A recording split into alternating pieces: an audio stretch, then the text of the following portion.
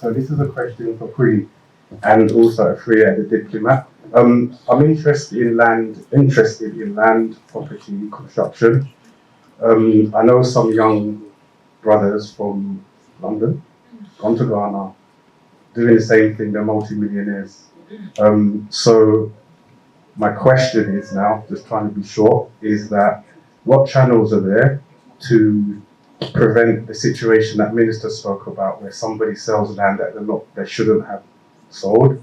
What are the correct procedures or channels to prevent this? Just As a traditional ruler and a custodian of land, this is a matter that I feel very passionately about.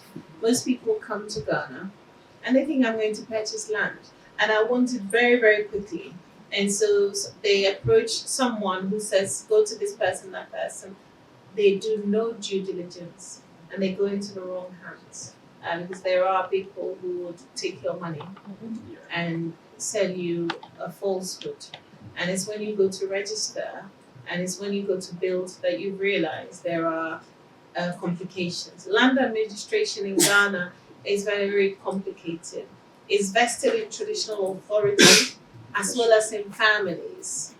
Government does not own land. Government only compulsorily acquires land from the owners when they need to build something in the national interest. So if you go to a politician that says they have land, make sure it's something they bought, that they have the correct deeds to, and then they can allocate some to you. If you go to an individual that says I have land, make sure it's from the right authority. Now, something I'll say about Ghanaian culture, I mentioned that at an event yesterday. Now, if I tell you my name, my father named me Nakusha. Nakusha tells you that I'm the firstborn girl of my father's. And so if he had multiple children, girls with different women, the firstborns will always be called Nakusha. That tells you that if I mention my name, everybody knows which household I come from. Our names are like our postcodes, the same way land works. And saying that, I'm going to digress slightly. If you must go back to your roots, find out where you come from and name your children by their given names. Because that's how you know where you really come from. DNA doesn't come close, but I digress slightly. That's how land administration works. It's very, very easy to find out who owns the actual land if you ask the right questions and you ask the right people. It means it's not going to be as quick as you want it, like I want the land yesterday.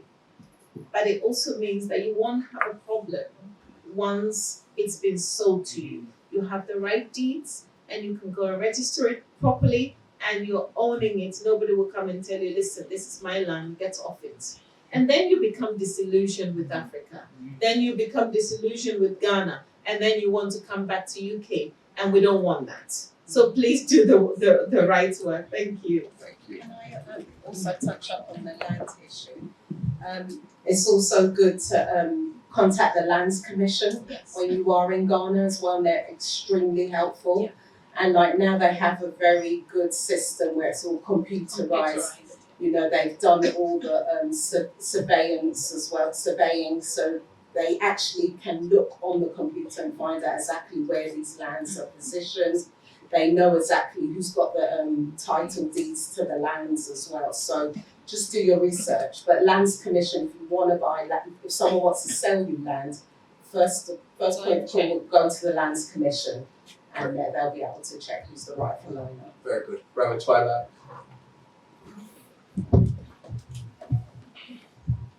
Thank you. Greetings, panel. Greetings, sir.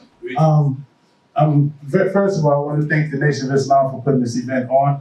I'd like to thank everybody on the panel for your representation and being willing to share with us tonight. Very few people know, but I know members of the nation would know. My last name, Bay, attaches me to a group of individuals across the United States. And this group of individuals, one of the reasons that the head of our community in California, what we call our Grand Sheikh, Danifu Bay, and basically encouraged me to move here, is that he said that if you're in England, you're closer to the homeland. and representatives from the homeland.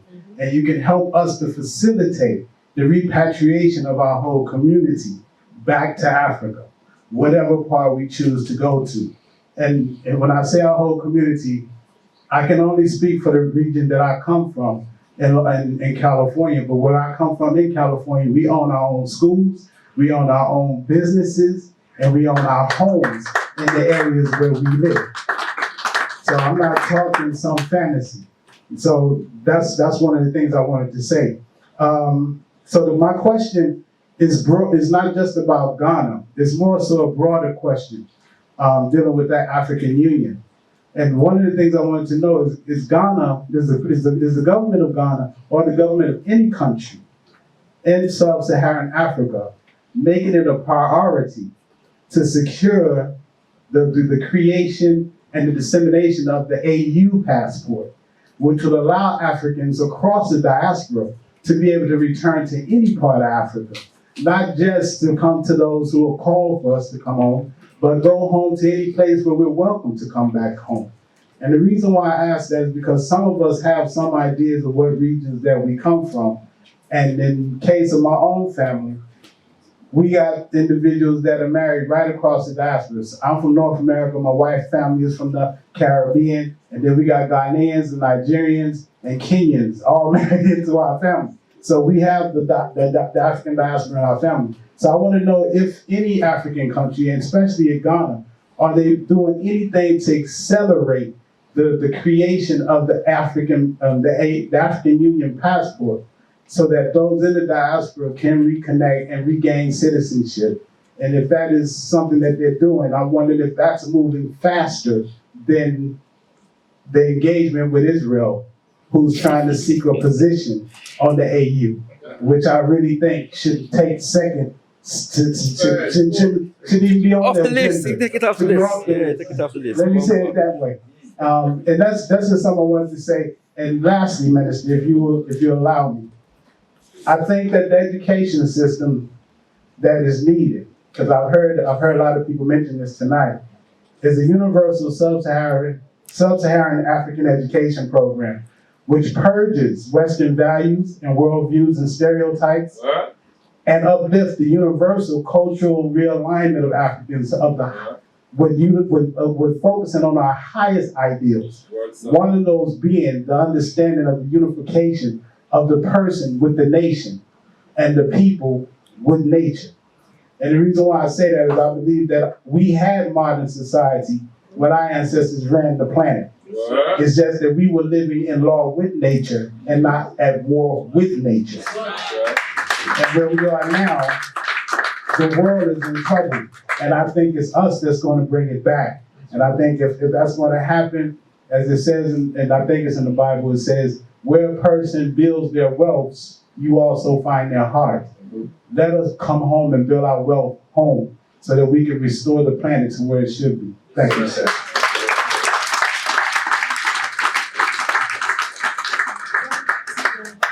Back to your first question.